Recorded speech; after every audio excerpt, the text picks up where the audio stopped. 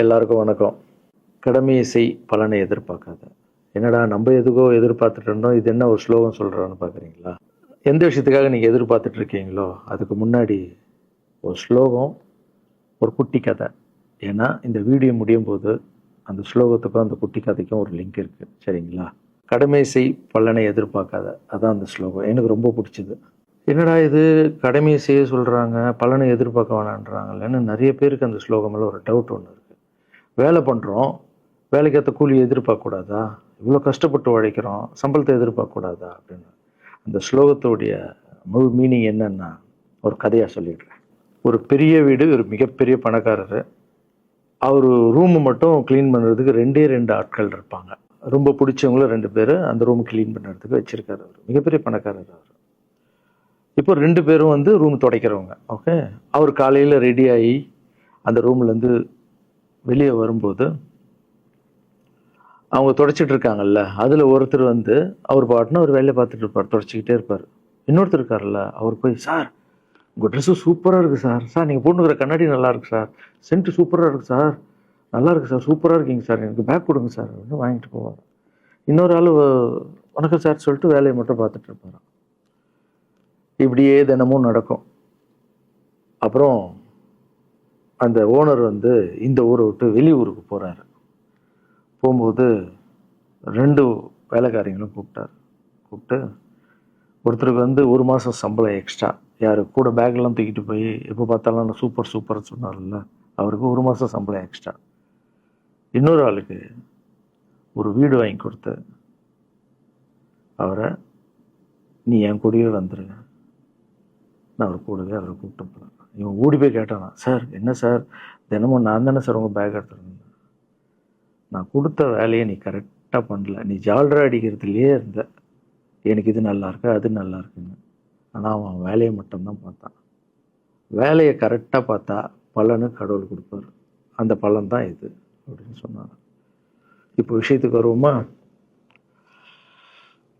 திருச்சி கிழக்கு தொகுதி. இன்னைக்கு நான் என்ன முடிவு சொல்கிறேன் இதுதானே.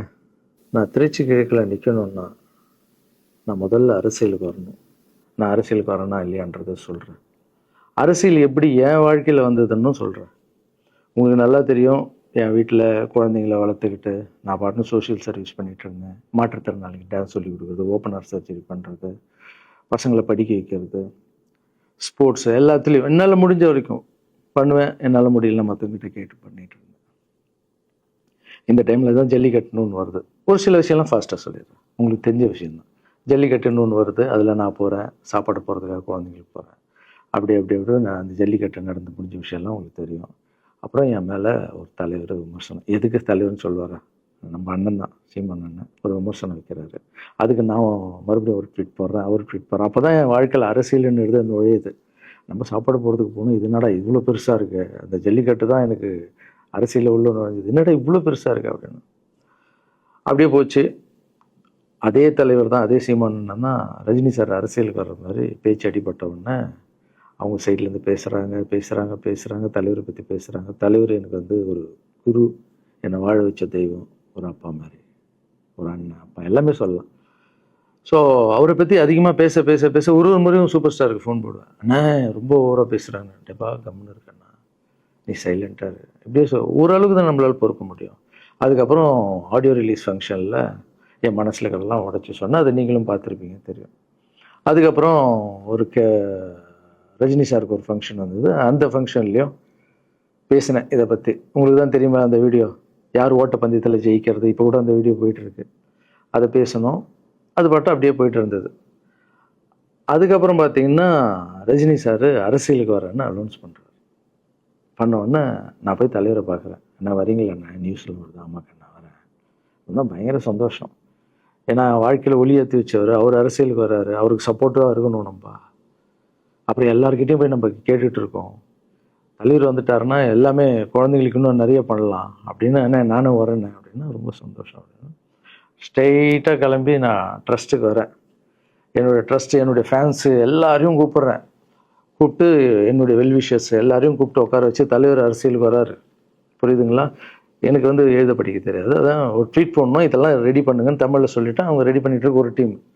இன்னொரு டீம் உட்காந்து என்கிட்ட கேள்வி கேட்குறாங்க, தலைவர் அரசியலுக்கு வந்து அவர் வந்து சிஎம் ஆகிடுவார், நீங்கள் வந்து அமைச்சர் ஆகிடுவீங்களாண்ணே, சுகாதாரத்துறை அமைச்சர் தான் நம்ம வந்து ஆப்ரேஷன் நிறைய பண்ணலாம், இன்னொருத்தர் கல்வித்துறை எடுத்தால் நிறைய படிக்க வைக்கலாம்.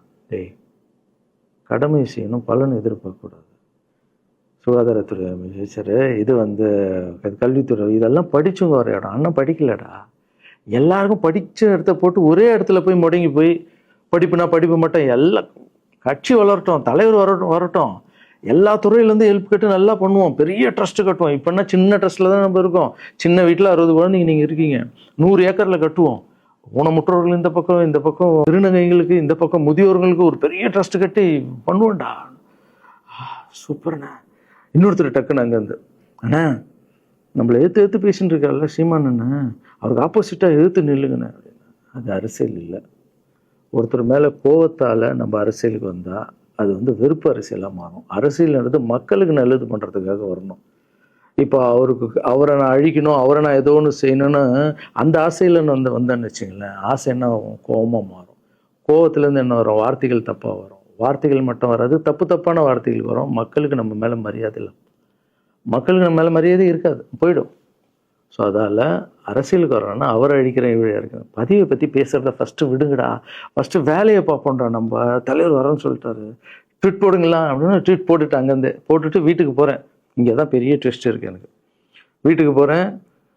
வீட்டுக்கு போனோன்னா எப்பவும் நான் அம்மா கிட்ட போய் ஒரு விஷயத்த சொல்கிறதுக்கு முன்னாடி ஒரு சர்ப்ரைஸ் ஒன்று பண்ணுவேன். எங்கள் அம்மா கோவில் கட்டுறது கூட, கோவில் கட்டிட்டு ஸ்டாச்சுலாம் ஆர்டர் பண்ண அப்புறம் தான் அந்த ஸ்டாச்சுவே காமிச்சாங்க அம்மாவுக்கு. அதே மாதிரி அரசியல் விஷயத்துலையும் போய் சொல்லலான்னு அம்மாவை கூப்பிட்டு ஃபேமிலியெல்லாம் உட்கார வச்சு, அம்மா தலைவர் அரசியலுக்கு வர்றாரு, சரி கண்ணா, நானும் அரசியல் போடுறேன், இங்கே பரமா ட்வீட் போட்டிருக்கேன் அப்படின்னு. அம்மா முகம் டக்குன்னு மாறிச்சு.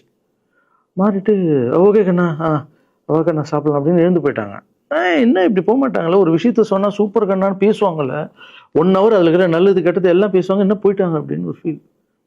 சரி, இது உடம்பு சரியில்லை போல, அப்செட்டில் இருக்கான்னு விட்டேன். அப்புறம் 2-3 நாள் அவங்ககிட்ட பேசவே மாட்டுறாங்க. கூப்பிட்டு, என்னம்மா உனக்கு பிரச்சனை, ஏதாவது தப்புன்னா அடின்னா அடிச்சிடுமா, என்னம்மா இப்படி பேசாமல் இருக்குன்னா, இல்லை கண்ணா நீ அரசியல் போனது எனக்கு பிடிக்கல அப்படின்றாங்க. ஏமா அரசியல் போன பிடிக்கல? இல்லை கண்ணா, அது ஒரு சாக்கடை, அரசியலுக்கு போகக்கூடாது. அது வந்து பணம் கொடுக்குறாங்க அரசியலுக்கு, ஊட்டு வாங்குறதுக்கு பணம் கொடுத்து தாங்க நான் ஜெயிக்கிறாங்க. அதுக்கப்புறம் ஜாதி இல்லைன்னுவாங்க, ஜாதி இருக்குது, மதம் இல்லைன்னுவாங்க, மதம் இருக்குது. அந்த சாக்கடைக்குள்ளே நீ போகாதப்பா. நம்மளுக்கு வாழ்க்கையை ஒளி வச்சு ஏற்றி வச்சவர்தாங்க நம்ம சூப்பர் ஸ்டார். அவர்கிட்ட என்னை கூப்பிட்டு போப்பா, நான் சொல்கிறேன், அவர் ஒரு ஆன்மீகவாதி, அவரும் அரசியலுக்கு வருவானா, இந்த வயசில் அவர் நிம்மதியாக இருக்கட்டும், எதுக்கு அரசியலுக்கு வர, என்னை கூப்பிட்டு போ, அப்பாயின்மெண்ட் வாங்கி கொடுத்துருந்தாங்க. அப்பாயின்மெண்ட் வாங்கி கூட நானும் வேறு கனவுல வந்து மைண்ட் வைஸ், அம்மா நான் சொல்கிறது கேளுமா, நம்ம எத்தனையோ இப்போ வந்து எல்லா குழந்தைங்களுக்கும் ஒவ்வொரு ஸ்டேஜில் போய் கேட்டு தானேம்மா ஹெல்ப் நடக்குது. இப்போது தலைவர் வந்துட்டாருன்னா நம்ம தாராளமாக பண்ணலாம்லம்மா, உன் கையில் எவ்வளோ காசு இருக்கோ அதுக்கு மட்டும் செய், அரசியல் வேணான்னு சொல்கிறேன் அப்படின்னு போயிட்டான். அந்த ஃபேஸ் வந்து அதுக்கப்புறம் அடிதான் நம்மளுக்கு. சரி, இந்த உலகத்தில் அம்மா மீறி பண்ணலாம், ஆனால் நான் உருப்பிட மாட்டேன், எனக்கு நல்லா தெரியும். இந்த உலகத்துலேயே எனக்கு யாருன்னா எங்கள் அம்மா தான். அது அம்மா இல்லை, எங்கள் கடவுள்னே சொல்லலாம், நான் எதிர்க்க பார்க்குற கடவுள். சரி, அம்மாவுக்கு சொல்லி புரிய வைக்கலாம். என்னடான்னு தலைவர்கிட்ட போய் எப்படி சொல்கிறது, பசங்கிட்ட ஒரு பயங்கர பில்டப் கொடுத்துட்டோம், அது இதுன்னு எல்லாம் வேற பார்த்துட்டு இருக்காங்க, என்ன பண்ணுறது. அந்த டைமை பார்த்து கொரோனா வருது. ஒரே ஷாக்கு, வெளியே போக முடியாதுன்றாங்க, இல்லைன்னா முடிஞ்சு போச்சு. பிரச்சாரம் பண்ண வெளியே போக முடியாது, தலைவருக்கு உடம்பு சரியில்லாமல் போகுது, ஹைதராபாத் ஷூட்டிங் போகிறார், உடம்பு முடியல, அப்படியே எல்லாமே கொலாப்ஸ் ஆகுது. அப்புறம் தலைவர் அலௌன்ஸ் பண்ணுறாரு, நான் அரசியலுக்கு வரல, டாக்டர்ஸ் வந்து போகக்கூடாதுன்னு சொல்லிட்டாங்க, கொரோனா டைமில் நம்ம வந்து பிரச்சாரம் போக முடியாது, அந்த காரணம் சொன்னார். அது உங்களுக்கு எல்லாருக்கும் தெரியும். அவ்வளோதான், தலைமையில் கை வச்சுன்னு உட்காந்துட்டோம். நான் ட்ரஸ்ட்டில் இருக்கிற குழந்தைங்க மற்றவங்க எல்லாரும் என்னென்னோ நினச்சி ஒர்க் பண்ணிட்டு இருந்தால எல்லாரும் அப்செட்டில் உட்காந்துருக்கோம். தலைவர் ஒருத்தம் போய் பேசி பார்க்கலாம் அவர்கிட்ட, தலைவர் வர்றாரு, கூப்பிட்றாரு, போகணும். அந்த மாதிரி தலைவரை பார்த்ததில்லை நான்.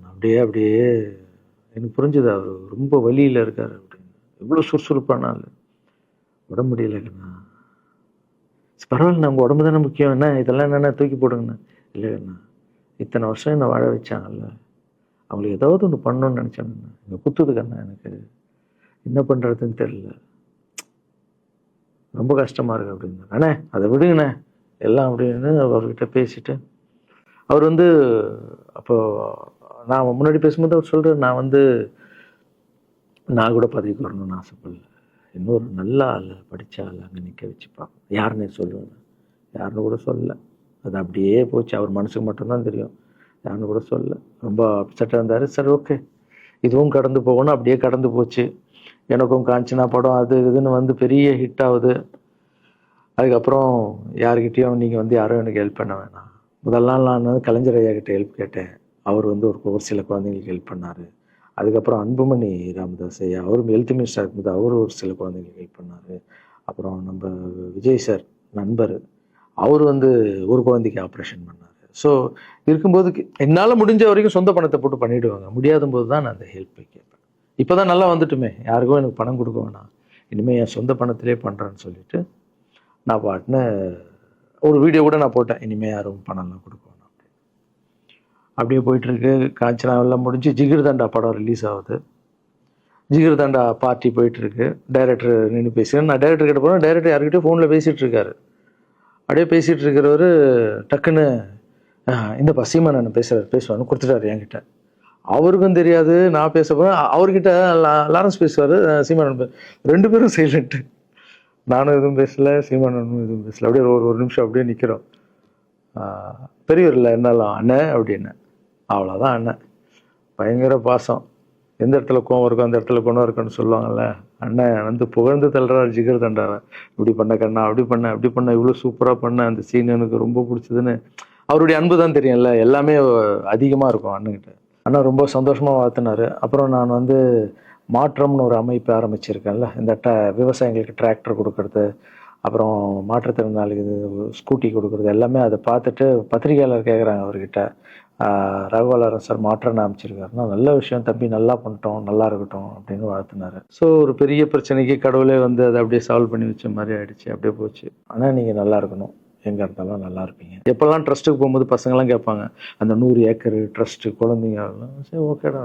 அப்படி பார்த்தீங்கன்னா நண்பர் விஜய் சார் கிட்ட பேசிட்டு இருக்கும்போது நான் வர அரசியலுக்குன்றாரு. நிஜமா நண்பா அப்படின்னு, எஸ் அப்படின்னு.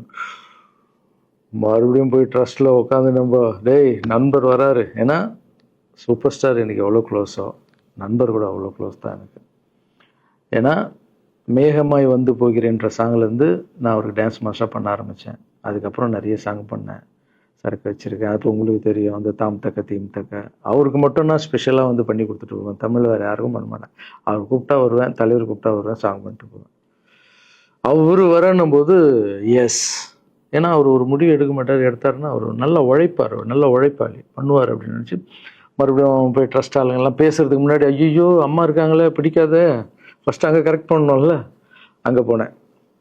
அம்மா நண்பர் அரசியலுக்கு வராருப்பா, என்னம்மா அப்போ தான் ஓகே, இப்போ எல்லாம் மாறி இருக்கு, போகலாமா, நீ ஃபஸ்ட்டு அவர்கிட்ட ஒரு அப்பாயின்மெண்ட் வாங்க, நான் உன்னை கூப்பிட்டு போகிறேன் அப்படின்னா.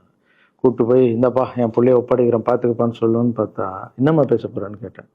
நீ அரசியலுக்கு வராத தம்பி, இது ஒரு சாக்கடை, நீ அரசியலுக்கு வராத, நீ ரொம்ப சைலண்டான ஆள், உனக்கு இதெல்லாம் செட் ஆகாது, பணம் கொடுத்தா தான் ஜெயிக்க முடியும், ஜாதி இருக்குது, மதம் இருக்குது, இதெல்லாம் தாண்டி வருது கஷ்டம்னு நான் அவர்கிட்ட சொல்கிறேன்ப்பா அப்படின்னு. நான் அப்படியே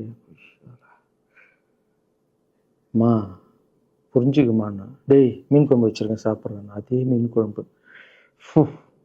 ஓகே நான் நினச்சிட்டேன் நம்ம ஜாதகத்தில் இல்லை போல், சரி விட்டுடலாம், சரி இப்போ விட்டுருவோம், ஒரு 2-3 நாளைக்கு அப்புறம் மறுபடியும் பேசுவோம் அப்படின்னு மறுபடியும் பேசுகிறேன். அதே மறுப்பு தான். நானும் நண்பர்கிட்ட பேசுகிறேன், அம்மா இப்படி சொல்கிறாங்க நண்பா, அது அவங்களுக்கு தெரியல, அவர் நிறைய பேச மாட்டார், வயசானவங்க இல்லை, தெரியல, வந்தப்புறம் புரியும், ஒரே வார்த்தை தான். அதுக்கப்புறம் ஃபோனில் கூட்டணி கட்சியெல்லாம் வராது போது, நண்பா என்னடா யாரும் கூட்டணி கட்சி வரல நண்பா, இது அது நான் எனக்கு ஒருத்தரை பிடிச்சிட்டாங்கன்னா மனசில் பட்டதை எல்லாமே சொல்லிகிட்டு இருப்பேன். அது நல்லதோ கெட்டதோ, என் பழக்கம் அப்படி தான், பிடிக்கலாம் தூரம் ஒதுங்கிடுவேன். அப்படியே போகுது. எலெக்ஷன் வருது, அனௌன்ஸ் பண்ணுறாங்க, எலெக்ஷனில் நண்பர் நிற்கிறாரு. ரிசல்ட் அன்றைக்கி டோட்டலாக மாறுது எல்லாமே, அப்படியே தலைக்கீழே ஆகுது, புரட்டி போடுறாரு சரித்திரத்தை. வேற அம்மா முதல்ல தெரிந்து எங்கள் அம்மாவை தான். எனக்கு ரொம்ப ஆசையாயிடுச்சுன்னா எங்கள் அம்மா மேலே அம்மா பேர் கண்மணி. கண்மணி அப்படின்னு தான் கூப்பிட்டு போவேன். எங்கன்னு கூப்பிட்டு போனால் அம்மா கொண்டு என்னடா இவ்வளோ உஷாராக வர, என்ன விஷயம், இங்கே வா உங்ககிட்ட தான் பேசணும்.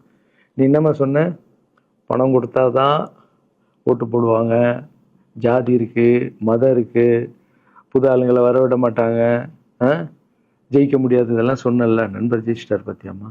அந்த ஒரே ஒரு முகத்துக்காக ஓட்டு போட்டிருக்காங்க. நம்பிக்கையான ஆள் வந்தால் போடுவாங்கம்மா, நல்லவங்களாம் வரலாமா, புரிஞ்சுக்கம்மா, என்ன விடுமா. இப்போ என்னம்மா சொல்கிற அப்படின்னு கேட்டேன்.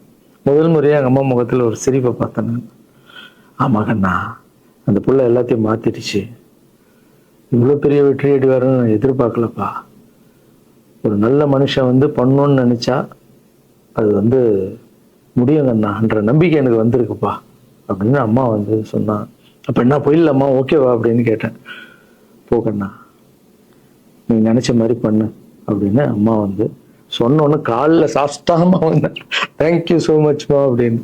ரொம்ப ஹாப்பி நான். அம்மா ஓகே சொல்லிட்டாங்க அரசியல் வர்றதுக்கு. இப்போ நான் தாய்க்கு நிகரான்னு நினைக்கிறேன். என் ரசிகர்கள் கேட்குறேன், நான் அரசியலுக்கு வரலாமா?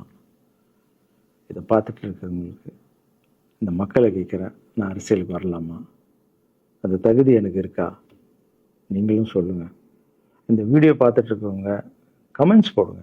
பசங்களா, இவங்க தான் என்னுடைய 22 வருஷத்தினுடைய உழைப்பு. அரசியலுக்கே வராமல் மக்களுக்கு நான் செஞ்ச சேவை உங்கள் கண்ணு முன்னாடி நிப்பாட்டியிருக்கேன். இப்போ உங்கள் வயசு என்ன? 22 வயசாகுது. ஒரு வயசில் என் கையில் வந்தார் இவர். அந்த ஃபோட்டோவை நீங்களே பாருங்கள். இப்போ 22 வயசு. ஒரு குழந்தைய வளர்க்குறதுக்கு நீங்கள் எவ்வளோ கஷ்டப்படுவீங்க உங்களுக்கு தெரியும் இல்லை? அந்த கஷ்டம் என்னென்னா, ஸ்கூலுக்கு அனுப்புறது ஃபீஸ் கட்டுறதுலேருந்து, உடம்பு சரியில்லாமல் போனான்னு அவன் ஆசையில் நிறைவேற்றுறதுலேருந்து, ஒரு குழந்தைக்கு அப்படி இருந்தால் 60 குழந்தைங்களை வளர்த்துருக்கேன். எவ்வளோ பிரச்சனை வந்திருக்கேன், எவ்வளோ நோய்கள் வந்திருக்கும், எவ்வளோ நைட் தூங்காமல் வந்திருப்பேன், அதில் எவ்வளோ டிஸ்டர்ப், அதுவும் என் வீட்டில் வளர்த்துருக்கேன். இதெல்லாம் எதுக்கு பண்ணேன்னா, எந்த ஒரு எதிர்பார்ப்பும் இல்லாமல் கடமை செய் பலனை எதிர்பார்க்காதான்ற இந்த வார்த்தை எனக்கு ரொம்ப பிடிக்கும். அதுக்காக செஞ்சுருக்கேன், என் மக்களுக்காக செஞ்சுருக்கேன். ஏன்னா மக்கள் தான் என் படத்தை பார்க்குறாங்க. மக்களால் தான் நான் கார் வாங்குகிறேன், வீடு வாங்குகிறேன், சந்தோஷமாக இருக்கேன். அவங்களுக்கு இந்த சொசைட்டிக்கு நான் ஏதாவது பண்ணணும். அரசியலுக்கு வர்றதுக்கு முன்னாடியே பண்ண விஷயங்கள் பார்த்தீங்கல்ல. 22 வருஷம் உழைச்சிருக்கேன். ஒரு கதை ஒன்று சொன்னேன்ல, 2 வேலைக்காரங்க இருந்தாங்கன்னு. சின்சியராக யாருக்கும் ஜாலர் அடிக்காமல் எதுவும் பண்ணாமல் என் தொழிலுக்கு தர்மமாக, என் மக்களுக்கு தர்மமாக என்ன பண்ணணுமோ 22 வருஷம் உழைச்சி உங்கள் கண்ணு முன்னாடி நிப்பாட்டிட்டேன். அந்த ஓனர் ஒரு பலன் கொடுத்தார்ல, அந்த ஓனர் யார் தெரியுமா? கடவுள். அந்த கடவுளுக்கு தெரியும் எனக்கு என்ன பலன் கொடுக்கணும். இதுக்கு தான் அந்த கதை லிங்க் ஆகும்னு சொன்னேன். ஸோ நீங்கள் சொல்லுங்கள், நான் அரசியலுக்கு வரணுமா வேண்டாம்? வேண்டாம்னா வேணான்னு சொல்லுங்கள். வாப்பா, வாடாகண்ணா, வா நண்பா, வாங்கண்ணா அப்படின்னு சொல்லுங்கள். என் முடிவை நான் உங்களுக்கு சொல்கிறேன். உங்கள் முடிவுக்காக காத்திருக்கேன்.